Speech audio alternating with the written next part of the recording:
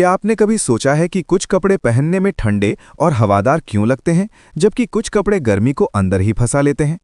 इसका पूरा कारण है एयर परमिएबिलिटी। आज हम बात कर रहे हैं कपड़ों की एक बेहद ज़रूरी प्रॉपर्टी के बारे में, जो कंफर्ट और परफॉर्मेंस दोनों के लिए बहुत अहम है।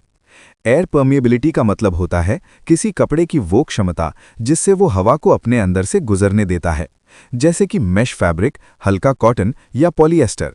इन सब की एयर परमिएबिलिटी ज़्यादा होती है, यानी हवा आसानी से इनके आर पार गुजर जाती है। वहीं दूसरी तरफ कैनवस या लेदर जैसे मोटे कपड़ों की एयर परमिएबिलिटी कम होती है, यानी ये हवा के बहाव को रोकते हैं। अब सवाल ये है कि एयर परमिएबिलिटी इतनी ज़रूरी क्यों है? दरअसल ये प्रॉपर्टी स्पोर्ट्सवेयर, आउटडोर गियर और मेडिकल टेक्सटाइल्स के लिए बहुत अहम होती है। स्पोर्ट्सवेयर में हाई एयर परमिएबिलिटी वाले कपड़े शरीर के तापमान को कंट्रोल करने में मदद करते हैं, जिससे एक्सरसाइज के दौरान एथलीट ठंडा और सूखा महसूस करता है।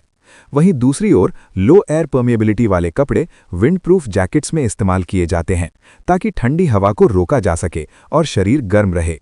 तो चाहे आप परफॉर्मेंस वेयर डिज़ाइन कर रहे हों या सर्दियों के लिए एक आरामदायक जैकेट चुन रहे हों, एयर परमिएबिलिटी को समझना बहुत ज़रूरी है, ताकि फैब्रिक अपना काम सही से कर सके।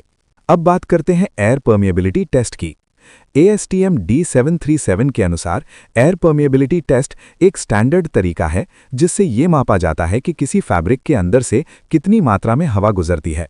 ये टेस्ट फैब्रिक की ब्रीदेबिलिटी के बारे में महत्वपूर्ण जानकारी देता है और परफॉर्मेंस अपैरल, फिल्टर्स और अपहोल्स्ट्री जैसे उपयोगों के लिए बहुत ज़रूरी होता है।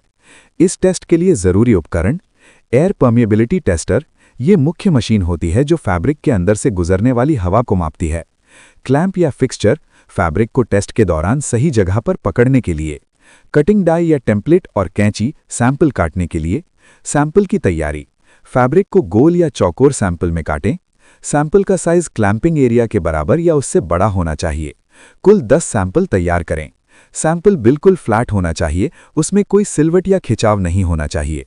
सभी सैंपल्स को टेस्ट से पहले स्टैंडर्ड कंडीशन में रखें, जो कि है 21 ±1 डिग्री सेल्सियस तापमान और 65 ±2% रिलेटिव ह्यूमिडिटी, कम से कम 4 घंटे के लिए।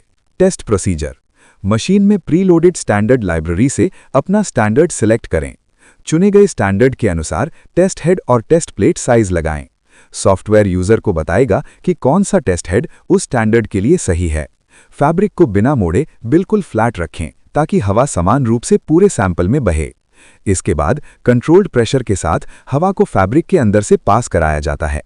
एयर परमिएबिलिटी टेस्टर तय समय में गुजरने वाली हवा की मात्रा को मापता है। रिजल्ट आमतौर पर CFM यानी क्यूबिक फीट प्रति मिनट में आता है।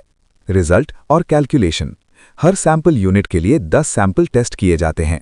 फाइनल रिजल्ट 10 सैंपल्स के एवरेज के रूप में दिया जाता है। यूनिट हो सकती है क्यूबिक सेंटीमीटर पर स्क्वायर सेंटीमीटर पर सेकंड या क्यूबिक फीट पर स्क्वायर मीटर पर मिनट। ज्यादा एयर परमिएबिलिटी का मतलब है ज्यादा ब्रीदेबल फैब्रिक। कम एयर परमिएबिलिटी का मतलब है डेंस फैब्रिक, जिसमें हवा कम गुजरती है। इस वीडियो को इसी ही टेक्सटाइल टेस्टिंग से जुड़ी जानकारी के लिए लाइक करें और चैनल को सब्सक्राइब करना न भूलें।